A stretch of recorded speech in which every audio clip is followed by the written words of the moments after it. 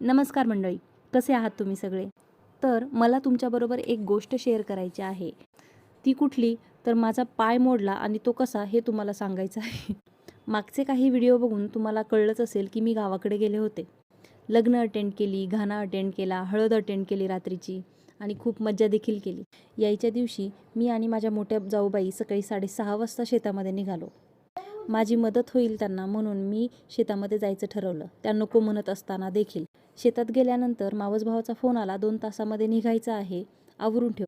म्हणून मी त्याला विचारलंच नाही कुठपर्यंत यायचे किंवा मला तू न्यायला येणार आहेस का घरी? म्हणून मी त्याला पुन्हा एकदा फोन केला. फोन करायच्या नादामध्ये माझा पाय पळाटीमध्ये अडकला आणि मी जागीच पडले. मला वाटलं पाय मुरगाळला, पण पाय मुरगाळला नव्हता, तर तो मोडला होता. आम्हा दोघींना वाटलं की तो मुरगळला आहे, पण तसं नव्हतं. इकडे आल्यानंतर देखील सूज कमी नाही झाली म्हणून दवाखान्यात गेलो, तर दवाखान्यात डॉक्टरांनी सांगितलं की तुम्हाला 2-3 वेळेस यावं लागेल. पाय थोडासा क्रॅक झाला आहे, प्लॅस्टर करायची गरज नाही, पण हो पूर्णपणे रेस्ट घ्यायची. आता रेस्ट घेऊन कसं चालेल? स्वयंपाक तर करावाच लागेल उभं राहून.